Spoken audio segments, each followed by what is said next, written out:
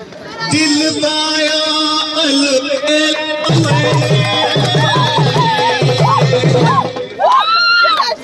मेरी आज खुशी से मैंने रे भैया थोड़ी सी भंग पी ली।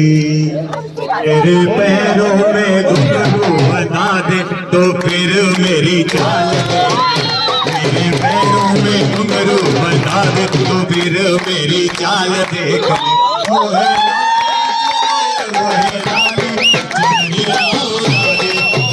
मेरी चाल देख ले जरा ढंग दिया।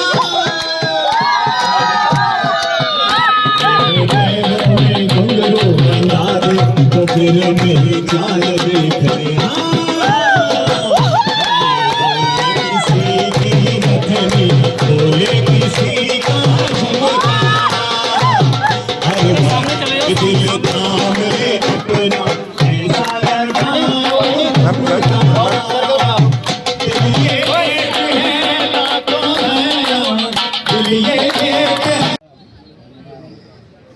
से आपके जो देखी हैं वैसे फार्मर अच्छा प्रोडक्शन काफ़ी सेल तो होगी। हाँ अब यहीं पे लगता है कि बाहर भी बेचते मोस्टली कंजम्पशन अभी जम्मू में ही होता है। इसका प्रमोट भी कर रहे हैं अभी। अच्छा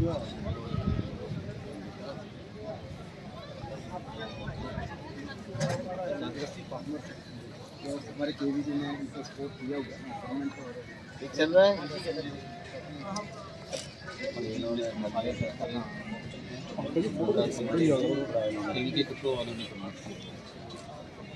नमस्कार नमस्कार तुम्हारा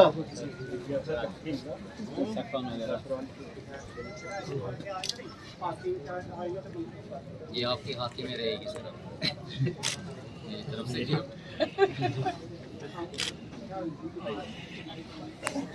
वही ग्रुप जो अंदर और है ना जी सर। ये अब्दुल्ला जिसकी हम बात कर रहे थे ना जी। हाँ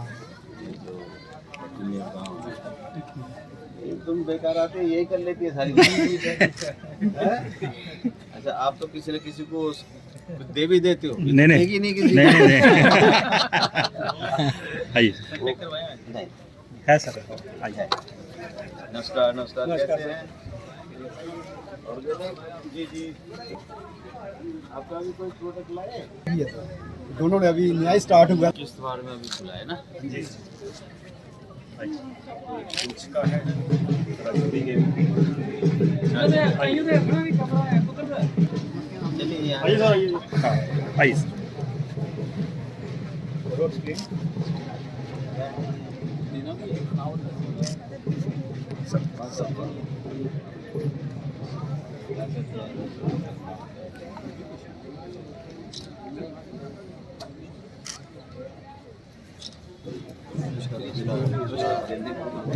sir these are the seeds ये सर हम प्रोड्यूस कर रहे हैं जो सेल्फ पॉलिनेटेड वाले प्रोवाइडिंग टू फार्मर्स।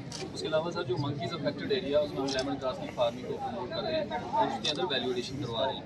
उसके अलावा सर हमारी जो लेडीज़ हैं उसके काफ़ी सारा 1700 सर सेल्फ हेल्प ग्रुप है रियासी डिस्ट्रिक्ट के अंदर और उसका सर वो प्रमोशन हम लोग के कर रहे हैं सर। उसके अलावा सर ये ड्राइड फ्लावर वाला कंसेप्ट सर आपने आइडिया दिया था, we are working on this thing और इसमें सर अलग अलग प्रोडक्ट सर हम बना रहे हैं इसमें और ये भी सर कर रहे हैं। इसके अलावा सर ये वोकल फॉर लोकल जैसे इसको सर हम काफ़ी प्रमोट करते हैं। ये सर कैन स्टैंड है और ये अब ऑफिस में सर इसकी काफ़ी डिमांड है सर। ये सर अलग अलग पूजा करने के लिए फ्लावर्स ये सर है। सर ऑर्गेनिक फार्मिंग में सर हम काफ़ी काम कर रहे हैं। आपको उधर रियासी एरिया जो है वो ऑर्गेनिक में बड़े क्लस्टर इन्होंने डेवलप किए और लेमन ग्रास का बहुत इसको कर लेंगे पहले बाहर अंदर सारे साल खत्म हो जाना इतना कर लेना मेरा सर मुझे मत पीछे करो, मेरा लाइफ चल रहा है, मेरे को मत तकलीफ दो।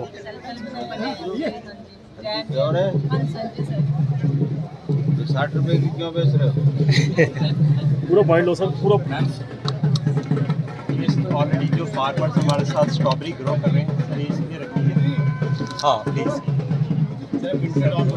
आप लोग फार्मर्स हाँ सर, ये विंटर डॉन वैरायटी है, इन्होंने लगाई हुई है। अच्छा, एक मोटा सा फिगर बताइए कि एक कैनाल में यदि एवरेज रेट आपको मिले, मौसम भी साथ दे, कितनी आमदनी है कैनाल से? एक कनाल से तकरीबन 60 से 65 हज़ार।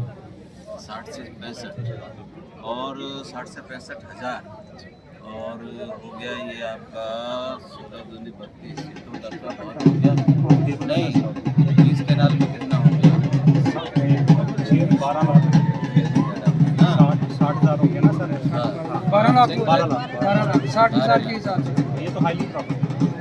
ये ब्रोकली और दो, इस पर ही हमने 2 विलेजेस को आइडेंटिफाई किया है। क्या आप हमारे लिए 20 कैनाल खरीद के दे सकते हैं? मिनिमम भी बोला शुरू में भी बोला। सर, ये कह रहे हैं हम मिनिमम बता, ये मिनिमम है सर, मिनिमम। मतलब 15 भी हो सकता है सर। एक मुहिम के रूप है में सर, नहीं चल ऑलरेडी सकते। विलेज लेवल पे हम इसको प्रमोट कर रहे हैं। जैसे इनका विलेज है, हमने कोशिश की है इस बार। इनको रिकॉग्निशन दिया कि नहीं ये दिया? ऑलरेडी रिकॉग्नाइज है सर हमारे पास। सर ये आप मेरे गांव में हैं? बलवान पे भी आ गया है।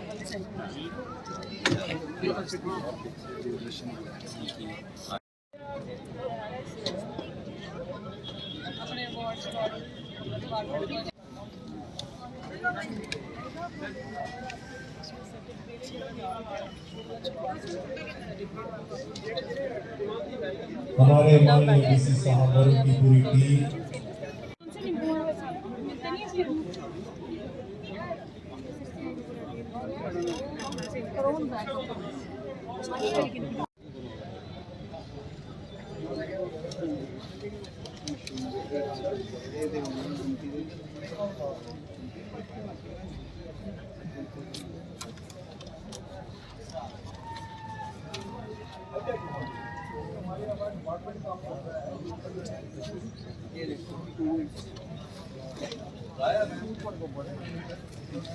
जो रिक्वायरमेंट्स रहती है वो वीट भूसा, यूरिया, डाया, पोटाश और पोल्ट्री मैन्योर रहता है, और ये 28 डेज़ का प्रोसेस रहता है। इसमें 7 टर्निंग्स देनी पड़ती हैं, और 7 टर्निंग्स के बाद ये कंपोस्ट इस तरह का रेडी होता है। फिर हम बैग में स्पॉन करके इसमें रखते हैं। ये 28 डेज़ के जो मेहनत का काम रहता है वो आप थोड़ा सा रिड्यूस होकर हाईटेक मशीनरी के थ्रू ये रेडीमेड बैग्स आते हैं बने बनाए। इसमें ईच एंड एवरीथिंग पड़ा होता है। इसमें पूरा पॉस्चराइज कंपोस्ट रहता है और इसमें स्पॉन भी डला होता है मशरूम का। और ये बैग सिंपली उठाकर ग्रोवर ने अपने रूम्स में रखना है। जैसे आपने यंग यूथ को बोला, क्योंकि लेबर की काफ़ी कमी रहती है, मेहनत करना पड़ता है, वो इन बैग्स को परचेज करके अपने सीधे सिंपल रूम में रख के तो काम शुरू कर सकते हैं। और इसमें जो रिक्वायरमेंट रहती है वो रहती है FYM की, गोबर खाद की। वो हमें 3 साल पुराना गोबर खाद चाहिए। वो इसमें केसिंग के जब इसका फंगस रन हो जाता है तो उसमें केसिंग के टाइप यूज़ होती है। सर आपका नाम?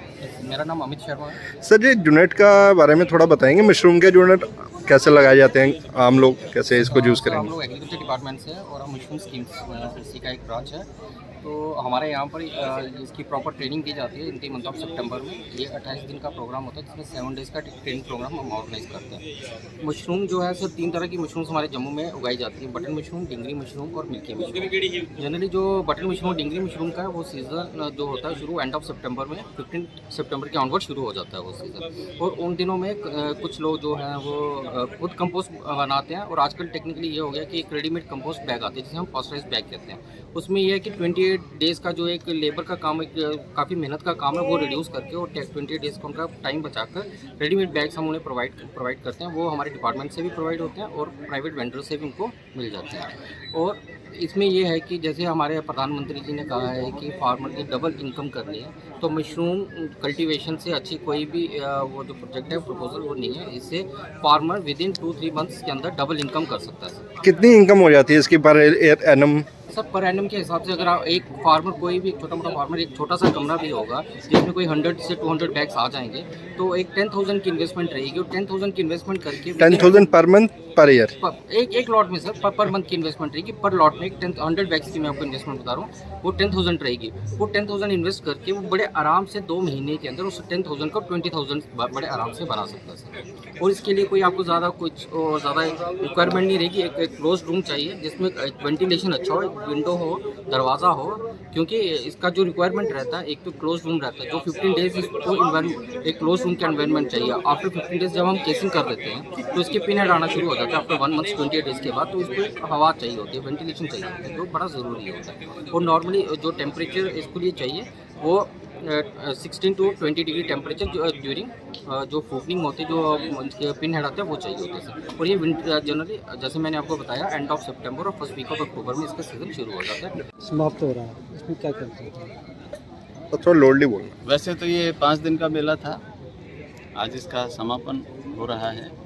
और जो हमने आज के कार्यक्रम थे, यदि आप उन्हीं को पूछना चाहते हैं, तो पहला जो हमारा सत्र हुआ था वो बी कीपिंग पे हुआ था, मधुमक्खी पालन पे। और उसके लिए सहायक निदेशक दिल्ली से मिनिस्ट्री ऑफ एग्रीकल्चर से आए थे, उनका हमें इसमें सहायता भी मिल रही है। और ये था कि यहाँ जो ज़मीन जिस तरह से कम है, तो मधुमक्खी पालन की अपार संभावना है। छोटे किसान हैं, वो उसको मेड़ पे भी रख सकते हैं, रोड साइड पे भी रख सकते हैं, और जब फल फूल नहीं है तो उसको ट्रांसफ़र भी कर सकते हैं। इसको देखते हुए हमने जो मधुमक्खी पालन है उसको एक मुहिम के रूप में ले रखा है, और भारत सरकार से हमें उसके लिए सहायता भी मिल रही है। दूसरा जो सत्र था हमारा फार्मर प्रोड्यूसर ऑर्गेनाइजेशन पे था, जिसमें हमारे जो चीफ जनरल मैनेजर हैं नाबार्ड के, उनको हमने यहाँ बुलाया था, उनका उद्बोधन हुआ था। और क्योंकि उन्हीं के माध्यम से हमारे पास जो 10 FPO हमने बनाए हैं, उनके माध्यम से बनाए हैं। और मैंने भी अपनी बात रखी कि जो फार्मर प्रोड्यूसर ऑर्गेनाइजेशन हैं पूरे देश में 10,000 बनने हैं, और इतनी अच्छी स्कीम पहले कभी आई नहीं कि जो संस्था FPO बनाएगी उसको 25 लाख रुपए की सहायता मिलेगी। जैसे हम एक FPO बना रहे हैं, उससे 25 लाख, और हमने 10 बना चुके हैं। तो इस तरह से फिर जो किसान भाई जुड़ रहे हैं उनको 18 लाख रुपए की सहायता नाबार्ड के माध्यम से भारत सरकार से मिल रही है। ये तो सहायता की बात है। इम्पोर्टेंट चीज़ ये है कि जम्मू कश्मीर जैसी जो जगह है उसके लिए जो FPO है वो वरदान है। वो वरदान इसलिए है कि यहाँ की जो जलवायु है ट्रॉपिकल है, सब ट्रॉपिकल है, ड्राई एरियाज हैं, कोल्ड डिजर्ट हैं, हर तरह की यहाँ पे जलवायु है, हर तरह की चीज़ यहाँ हो सकती है। यहाँ पर जैसे हम बात करें स्पेशलिटी एग्रीकल्चर की, कि यहाँ पर लो वॉल्यूम और हाई वैल्यू क्रॉप्स की, चाहे वो काला जीरा है, चाहे वो सैफरन है, चाहे आपका यहाँ का राइस है, यहाँ का आरएसपुरा का है, चाहे वो लेवेंडर है, चाहे लेमन ग्रास है। तो ये एक ऐसी चीज़ है जो 10-10 लाख रुपए तक, अभी हम आपके सामने एक किसान भाई से बात कर रहे थे, हमारे पीछे खड़े हैं, स्ट्रॉबेरी की खेती कर रहे हैं, तो 12 लाख रुपए 1 हेक्टेयर में उनकी आमदनी हो रही है, और उससे मिनिमम उन्होंने बताया, जबकि जो जम्मू कश्मीर की एवरेज इनकम है करीब 1 लाख है। तो हमें उन चीज़ों पे नहीं जाना जिसमें हमारी स्ट्रेंथ नहीं है। हर चीज़ हमें उगाने की ज़रूरत नहीं है, वो हम चीज़ें दूसरी जगह से खरीद भी सकते हैं और ख़रीद भी रहे हैं। हमें इन चीज़ों पे जाना है। लेवेंडर 8-10 लाख रुपए की 1 हेक्टेयर में, सैफरन 10-12 लाख रुपए, काला जीरा 10-12 लाख रुपए, लेमन ग्रास, इसी तरह से मेडिसिनल एंड एरोमेटिक प्लांट, तो हम उनको बढ़ावा दे रहे हैं। तो जो अभी तक दिक्कत क्या थी कि लेमन ग्रास किसान उगा सकता है, लेवेंडर किसान उगा सकता है क्योंकि जलवायु ऐसी है, लेकिन उसके बाद में processing, value addition, branding, packaging, marketing, छोटा किसान है, 10 नाली का है, 10 कैनाल का है, 12 कैनाल का है, तो उसकी बस की ये सब चीज़ें नहीं थी। लेकिन ये जो फार्मर प्रोड्यूसर ऑर्गेनाइजेशन आया है, इसके माध्यम से किसान इसमें जुड़ के, जैसे हिली एरिया है हमारा, तो 100 किसान बना सकते हैं कमोडिटी बेस्ड ऑर्गेनाइजेशन, और नीचे जो बात करें तो 300 किसानों का जुड़ना आवश्यक होता है। तो यहाँ जब ये जो ग्रुप बन गए हैं 10 जैसे हमने बनवा दिए, तो अब छोटा किसान भी उसका मेंबर होके कम्युनिटी बेसिस पे प्रोसेसिंग कर सकता है, और वो अपना एक कॉमन ब्रांड जो 100 किसान हैं वो बना सकते हैं, और मार्केट ही नहीं, वो एक्सपोर्ट भी कर सकते हैं, ब्रांडिंग भी कर सकते हैं। तो एक उस पर सत्र यहाँ पे चला था जिसमें बहुत सारे किसानों ने भाग लिया और चर्चा की। अभी जो सत्र चल रहा है आज, वो स्कूल के बच्चों को हमने बुलाया है, डायरेक्टर एजुकेशन के माध्यम से स्कूल के छात्रों को हमने यहाँ बुलाया है, और उसका आशय ये था कि हम उन्हें बता सकें कि एग्रीकल्चर में कितनी अपार संभावनाएं हैं, एजुकेशन की भी और उद्यमता की, एंटरप्रेन्योरशिप डेवलपमेंट की और स्टार्टअप की, जिससे हमारे जो युवा हैं, अभी जो जॉब सीकर हैं, वो सिर्फ इसी माध्यम से पढ़ाई करते हैं कि इस पढ़ाई को करके हमें ये नौकरी मिल जाएगी, लेकिन नौकरी तो लिमिटेड है।